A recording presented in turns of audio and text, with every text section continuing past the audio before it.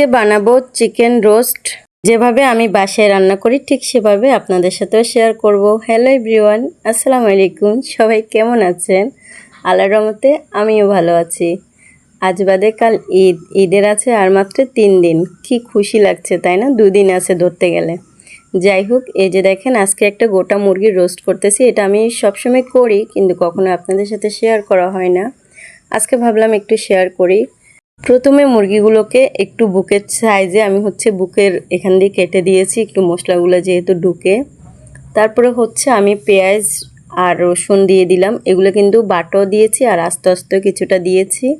তারপর টক দই ছিল না, মিষ্টি দইটা দিয়েছি। কিছুটা টমেটো কেটে দিয়েছি, এখানে বড় সাইজের একটা টমেটো দিয়ে দিয়েছি, লবণ দিয়ে দিয়েছি আর একটু গরম মশলা দিয়েছি আর ব্যাস কিছু দিই নাই, এটুকুই।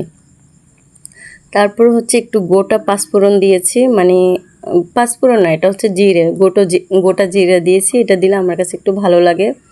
এভাবে আমি সবসময় রান্না করি। আর ফুল রান্নার রেসিপিটা ভাবছি দেখাবো না আপনাদের সাথে, তারপর ভাবলাম যে না একটু শেয়ার করি।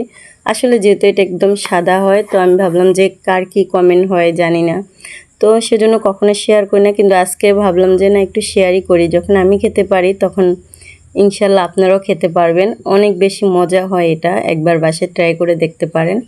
তারপর আমি কিছুক্ষণ এটাকে বয়েল করে নিয়েছি। এখন আমি এটাকে গোটা রোস্টটাকে ফ্রাই করে নেব। সেজন্য একটা কড়াইতে তেল দিয়ে দিছি।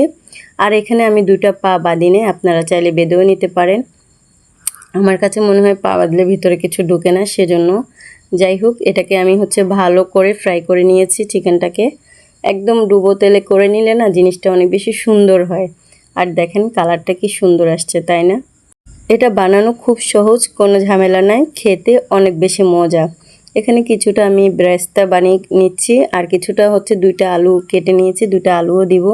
কারণ আলু ছাড়া আমার চলেই না। যারা আমাকে পার্সোনালি চিনে তারা জানে আমার আলু অনেক পছন্দ।